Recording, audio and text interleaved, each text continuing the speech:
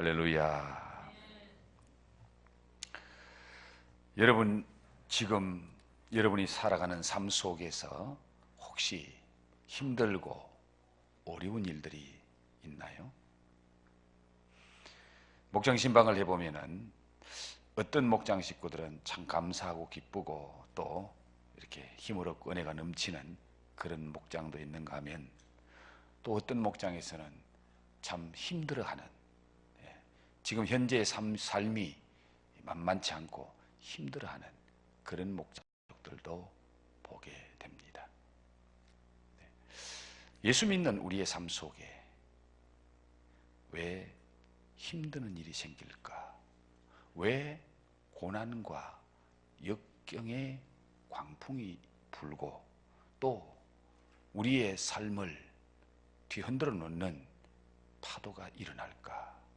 우리는 우리의 삶을 한번 돌아보면서 오늘 말씀을 통해서 그 답을 얻고 또 오늘 말씀 붙잡고 기도하는 가운데 우리의 삶 속에 일어나는 풍랑, 우리의 삶 속에 일어나는 물결, 우리 삶 속에 일어나는 고난, 이런 것들이 은혜의 통로요 축복의 통로임을 다시 한번 깨닫고 오늘 하나님 앞에 감사하며 기도하는 가운데 응답받는 축복의 길을 바랍니다.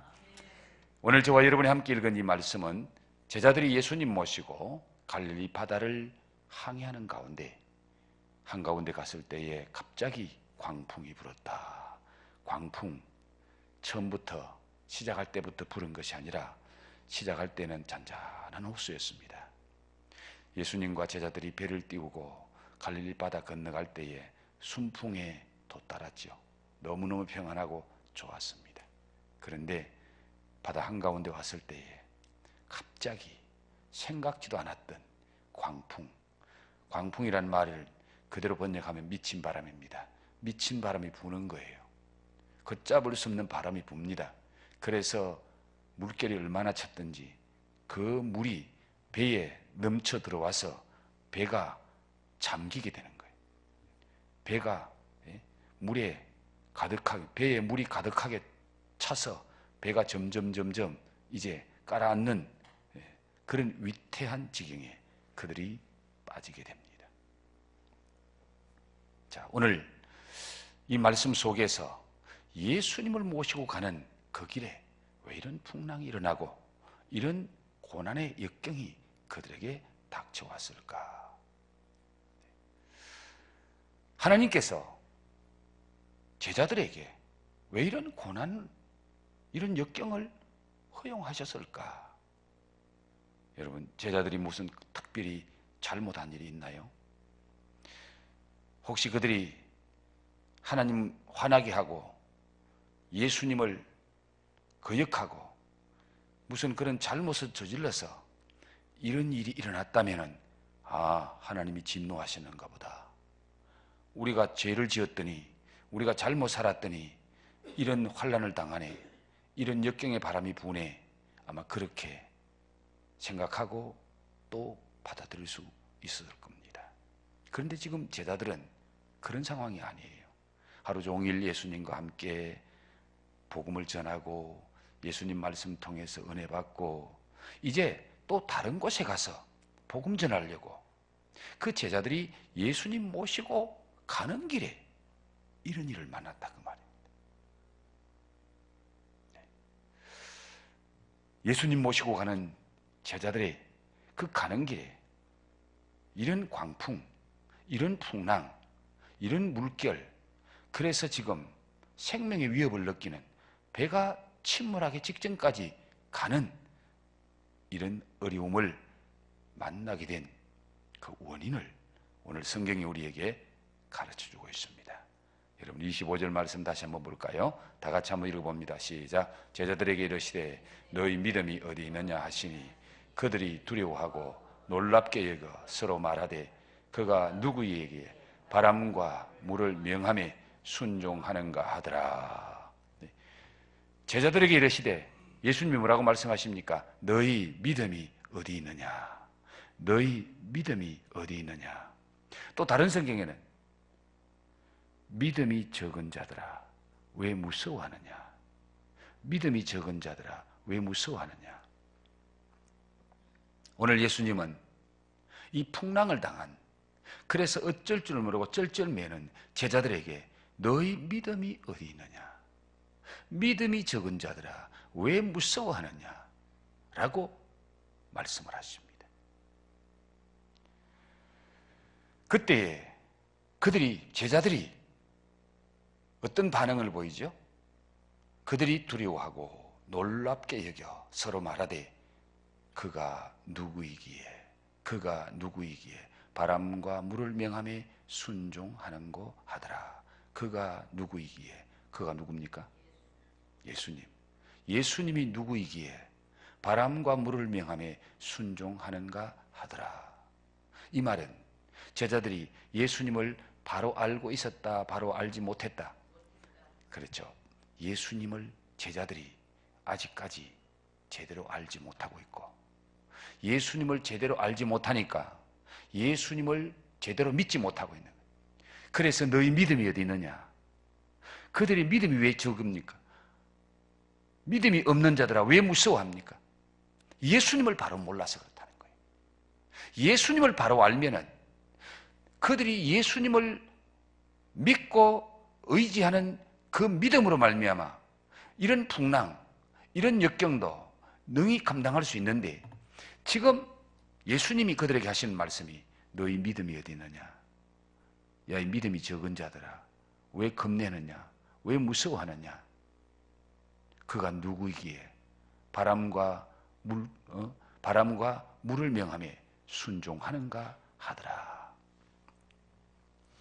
제자들은 예수님을 따라다니면서 예수님이 여러 가지 기적을 행하고 이적을 행하는 현장에 있었습니다. 그리고 예수님의 말씀도 많이 들었습니다. 그러나 그들은 아직까지 정말 그들이 알아야 할 예수, 진짜 예수님의 정체, 예수님이 과연 누구인지를 아직까지 제자들은 모르고 있었다는 거예요. 우리가 믿고 따라다니는 이 예수님은 특별한 선생님, 특별한 선지자, 구약 성경의 엘리야, 엘리사 같이 능력을 행하는 그런 선지자 정도로 그들은 알고 있었다. 엘리야도 비가 오지 않는 그 땅에 기도하니까 비가 오고, 엘리야도 죽은 사람을 위해서 기도하면 죽은 사람이 살아나고, 엘리야와 엘리사가 구약 성경에서 기적과 표적을 행한 거 예수님 못지않게 행했다 그 말이에요. 그런 것을 성경을 통해서 알고 있는 그들은 예수님도 그 정도 훌륭한 선지자 정도로 그들은 알고 있었습니다. 그런데 오늘 이 사건을 통해서 그들이 말합니다. 그가 누구이기에 바람과 물을 명함에 순종하는고 하더라. 바람과 물을 명함에 순종하게 하는 자는 사람이 아니라 하나님이시라 그 말이에요. 하나님만이 자연을 지배하고 자연을 다스리고 우주를 다스리는 분이 하나님이시다.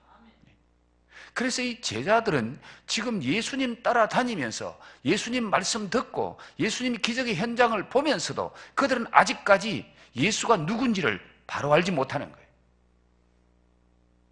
그래서 여러분, 누가복음 9장에 가면은 이제 예수님이 묻습니다. 사람들이 나를 누구로 하더냐 물으니까 그 제자들 중에서 들으는 세례요한이라고 하고 들으는 선지자 중에 한 사람이라고 합니다. 그 대답이 제자들의 자기들의 대답일 수도 있습니다. 사람들만 그렇게 말하는 것이 아니고 지금 제자들도 훌륭한 선지자 중에 한 사람, 아니 죽은 세례요한이 다시 살아났나? 아니면은 정말 구약에 있었던 엘리야나 엘리사 같은 훌륭한 선지자 중에 한 사람이 우리 가운데 나타났구나. 그것이 사람들이 그렇게 말합니다. 그 말은 우리들도 그 정도로 알고 있습니다. 그 말하고 다르지 않습니다. 그런데 그때에 베드로가 대답합니다. 주는 그리스도시요 하나님의 아들이십니다. 주는 그리스도시요 하나님의 아들이십니다. 베드로가 그 예수님에 관해서 당신은 하나님입니다. 당신은 그리스도입니다. 당신은 구세주입니다. 그 고백을 할 때에 우리 예수님이 바요나 시모나 네가 참 복 있는 사람이로다. 그것을 너에게 알게 한 것은 혈육이 아니고 하늘에 계신 아버지께서 알게 하셨다. 하나님이 알게 하셨다. 자, 오늘 이 사건을 통해서, 이 고난, 풍랑을 통해서 그들은 지금까지 몰랐던 예수님을, 체험적으로 예수님을 알게 되는 거예요. 바람과 바다를 꾸짖으시니 잠잠하고 바람과 바다를 순종케 하는 그분을 그들은 이 풍랑을 통해서 직접 체험하면서 이분은 우리가 알고 있는 그런 선지자가 아니네. 이분이 진짜 메시아요. 이분이 진짜 하나님이네. 하나님께서 예수님과 함께 가는 제자들에게 이 풍랑을 허락하신 것은 그들이 어떤 잘못을 해서 죄를 지어서 그런 죄값으로 풍랑이 일어난 것이 아니라 정말 그들이 알지 못하는 예수님을 바로 알고 그 예수님을 바로 믿고 그 예수님을 바로 증거하게 하려고 하나님이 이 고난을 허락하셨다는 것을 성경을 통해서 보게 됩니다. 여러분, 예수님을 아는 만큼 우리는 믿음이 생기고요, 우리 믿음만큼 하나님은 역사하십니다. 그러므로 우리가 예수를 얼마나 아느냐, 그 안다는 말이 지식으로 안다는 것이 아니고 체험으로 안다는 거예요. 안다는 그 말이 체험적으로 안다. 오늘 제자들이 풍랑 속에서 바람과 물결을 잔잔하게 하시는 그 예수님을 체험하면서 이분은 우리가 아는 그런 분이 아니네. 지금까지 우리가 알았던 그런 사람이 아니네. 고난에는 두 가지가 있습니다. 야곱의 고난이 있고 요셉의 고난이 있습니다. 여러분, 야곱의 고난은 야곱이 하나님 말씀대로 살지 않아서, 말씀대로 살지 않는 야곱을 고난을 통해서 연단시키고 고난을 통해서 하나님 앞에 나와 무릎 꿇게 하고 그 고난을 통해서 회개하게 하고, 그렇게 해서 이 야곱이 하나님 앞에 바로 살게 하려고 하나님은 야곱이 잘못할 때마다, 야곱이 하나님 말씀대로 살지 않고 인간의 꾀를 부릴 때마다 하나님은 고난을 통해서 야곱으로 하여금 하나님 앞에 납작 엎드리게 만드는 거예요. 야복강에서 수단과 방법을 다 동원해도 방법이 없을 때 이 야곱은 하나님 앞에 엎드려서 밤새도록 하나님과 씨름하는 거예요. 예스라는 형님이 400명의 군사를 거느리고 칼을 가지고 자기 앞에 오는데 아무리 수단 방법을 가려봐도 감당할 방법이 없는 거예요.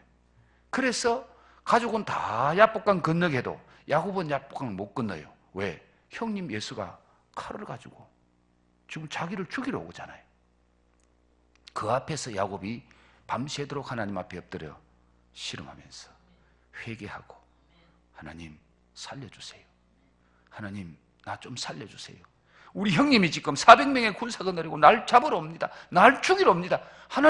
하나님만이 하실 수 있습니다.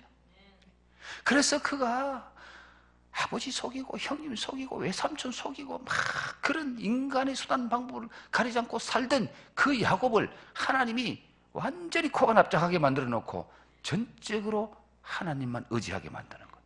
회개하고 하나님만 신뢰하게 만들려고 하나님은 야곱에게 때때로 그런 고난, 역경을 주시는 거예요. 베델에서도 그 야곱이 죽음의 직전에서 하나님 앞에 기도하는데 하늘 문이 열리는 거예요. 그런데 요셉의 고난은 어떤 고난입니까? 요셉은 성경에 요셉이 죄를 지어서 요셉이 잘못해서 고난당했다 그런 말씀이 한마디도 없습니다. 요셉은 정말 신실하게 살았는데 형님들에게 팔려서 종으로 팔려갑니다. 보디발의 집에 가서도 이 요셉은 정말 정직하게 하고 요셉이 하는 일에 하나님이 복을 주셔가지고 그 집이 잘 됩니다. 그런데 모함합니다. 그 보디발의 아내의 모함을 받고 또 이 요셉이 고난 속에 들어가서 감옥 속에 들어가잖아요. 형님들한테 잘못한 것도 없는데 종으로 팔려가고, 종으로 팔려간 그 집에 보디발의 집에서도 잘못한 게 하나도 없는데 또 감옥 속으로 누명 쓰고 감옥 속에 들어가고, 요셉이 왜 이렇게 하나님 앞에 바로 살고 믿음으로 바로 사는데 요셉에게 이런 고난이 오느냐고 말이에요. 요셉의 이 고난은 요셉을 성화시켜서 요셉을 더 신령한 사람 만들고 하나님 의지하는 사람 만들어서 하나님이 복을 주시려고, 하나님이 복을 주시려고 요셉을 성화시키는 거예요. 그래서 고난에는 크게 두 가지가 있습니다. 내가 잘못 살아서 깨닫고 회개하고 하나님께 돌이키게 하려고 하나님 주시는 고난이 있고, 내가 바로 살고 믿음으로 사는데도 하나님이 연단시키고 더 성화시켜서 하나님이 신령한 축복을 받아 누리게 하려고, 믿음의 그릇 크게 만들려고 하나님이 때로는 요셉의 고난을 줄 때가 있습니다. 오늘 제자들은 바로 요셉의 고난을 당하는 거예요. 야곱의 고난이 아니라 이 제자들이 지금 풍랑당하는 것이 그들의 잘못 때문에 당하는 것이 아니라 그들을 더 이 고난 속에서 예수님 바로 알고 예수님도 확실하게 믿고 그 예수님을 위해서 바로 살게 하려고, 더 복된 삶 주려고 하나님이 그들에게 더 큰 믿음 주려고. 너희 믿음이 어디 있느냐?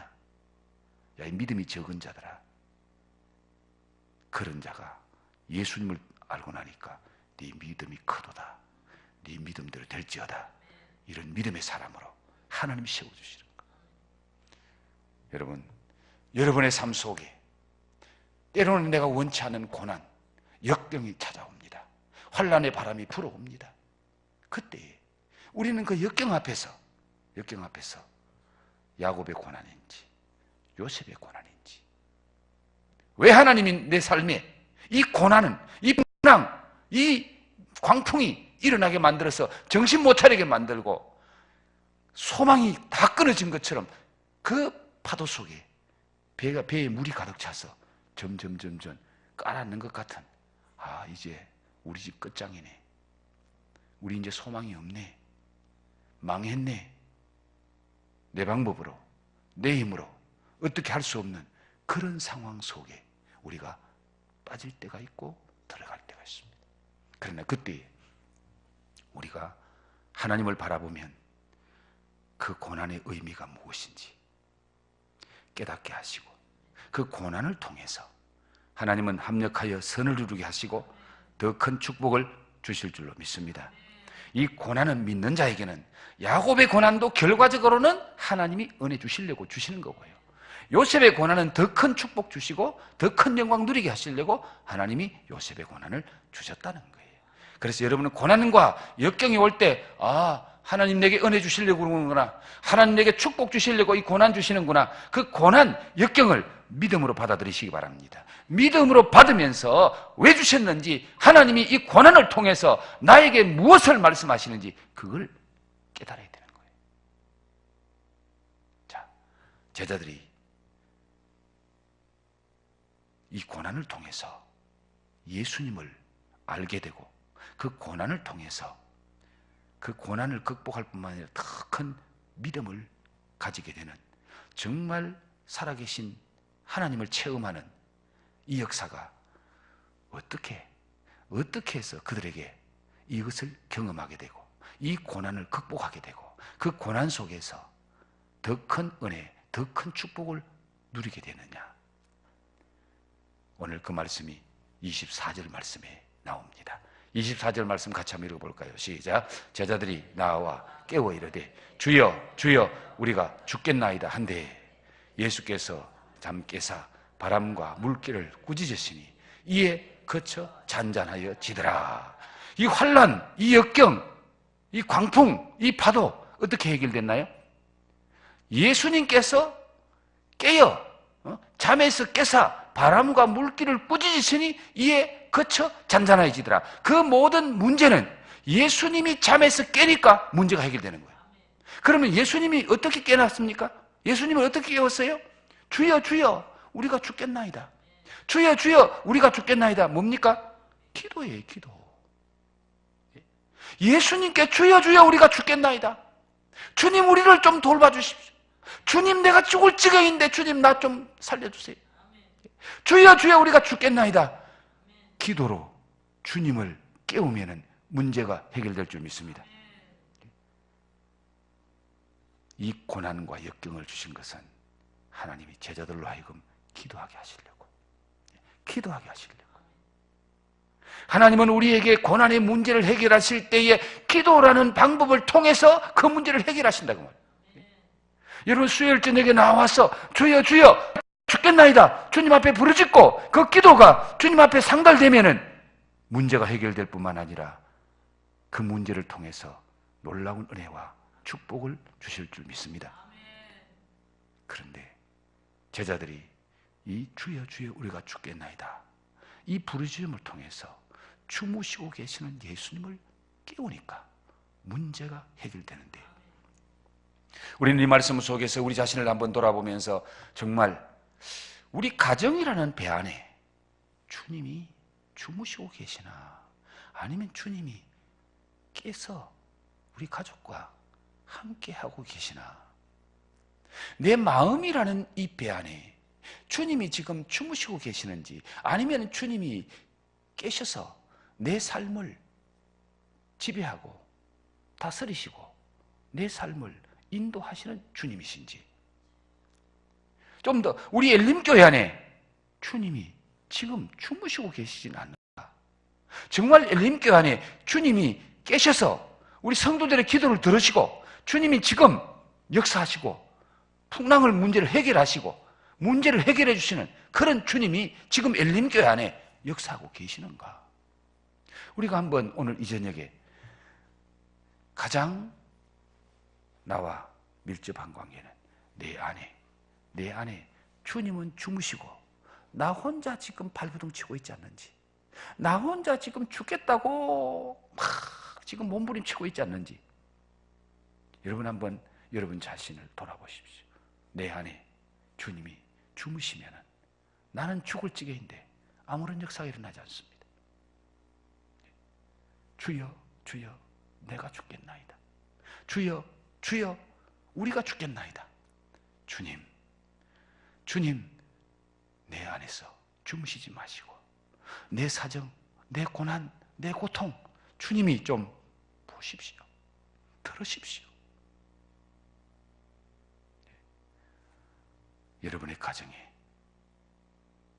정말 주님이 여러분과 함께 신령한 영적 교제를 나누고, 여러분의 가정에 정말 진짜 한 주님과 함께하는 기도가 있고, 여러분의 가정에 정말 주님께 드리는 찬양이 살아있고, 여러분의 가정에 진짜 가족이 하나님을 예배하는 그런 가정, 예수는 믿는데 집에서 기도가 없어. 가정에 찬송도 없어. 가정에 말씀이 없어. 그럼 주님은, 예수는 믿긴 믿으니까 그 집에 지금 주님이 주무시고 계시는 거예요. 주무시고 계시는 거예요. 여러분의 가정에 주무시는 주님, 기도해야 깨실 줄로 믿습니다. 찬양할 때 주님이 들으실 줄로 믿습니다. 하나님의 말씀, 주님의 말씀을 가지고 주님! 이렇게 말씀하지 않았습니까? 주님! 이 말씀대로 역사해 주옵소서. 여러분의 가정에 기도 있기를 바랍니다. 여러분의 가정에 찬양이 있기를 바랍니다. 여러분의 가정에 예배가 있기를 바랍니다. 거기에 주님이 응답하시는 거예요. 주님이 응답하시는 거예요.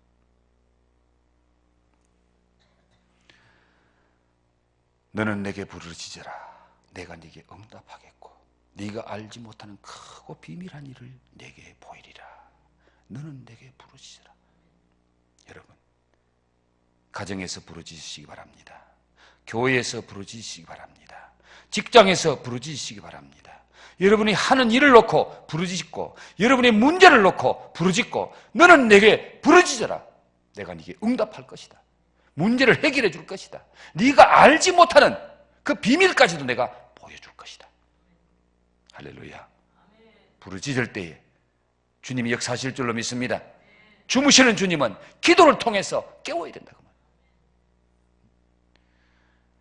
제자들이 이 어려움을 만나는 것은 두 가지 의미로 생각할 수 있습니다. 환경이죠. 자기들하고 상관없이 지금 갈릴리 바다에 바람이 붑니다. 풍랑이 일어납니다. 환경입니다. 그런데 또 좀 더 영적으로 보면은 바로 주님이 주무시고 계시기 때문입니다. 그 환경에 바람이 불지라도, 풍랑이 불지라도 주님이 깨 계셨더라면은 제자들이 그렇게 고생할 필요 없어요. 죽을 고생할 것도 없어요.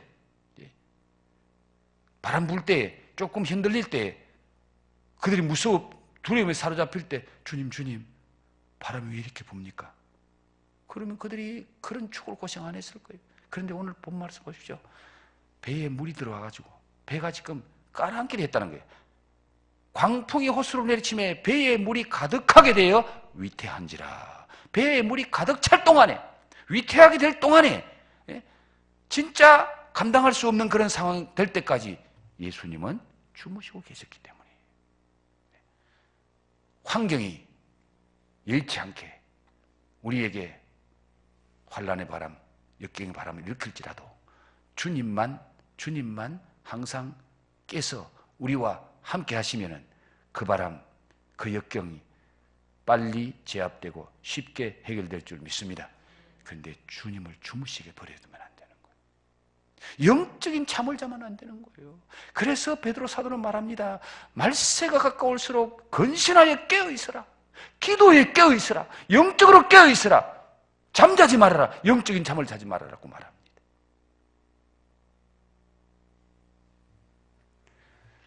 주무시고 계신 예수님은 무엇으로 깨운다고요? 기도로 깨워야 됩니다. 여러분의 기도로 우리 주님이 주무실지라도 깨시고 들으시고 응답하실 줄 믿습니다.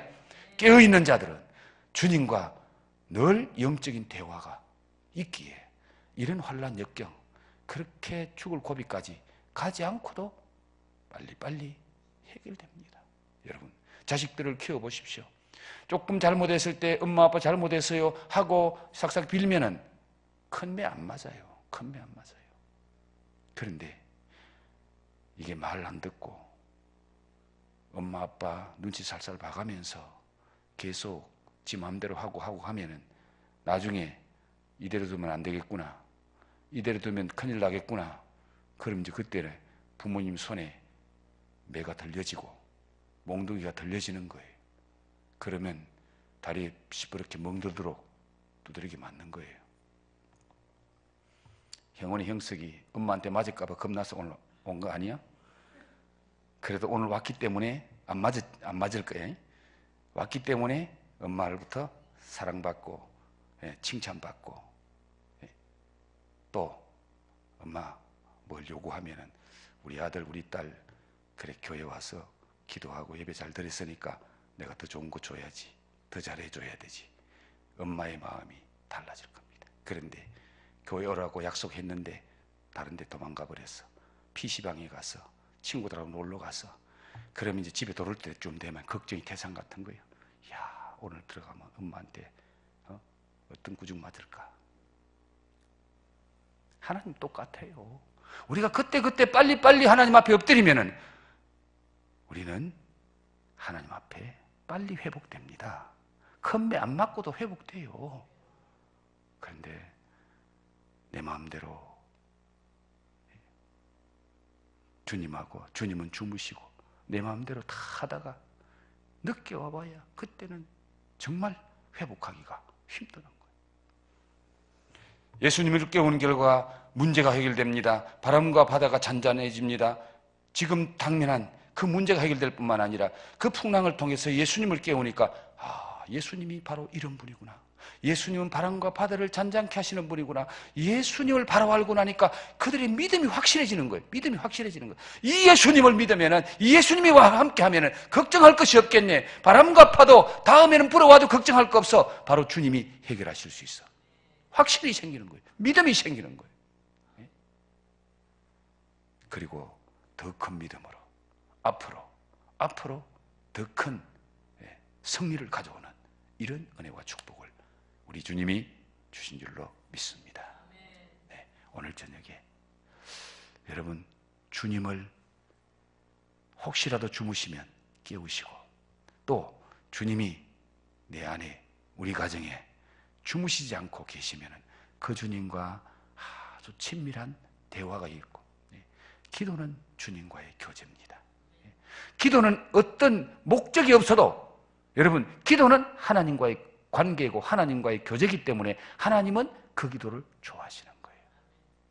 여러분 부모님에게요, 자식은 목적이 있어서 부모님에게 전화하고 뭐 하는 게 아니에요.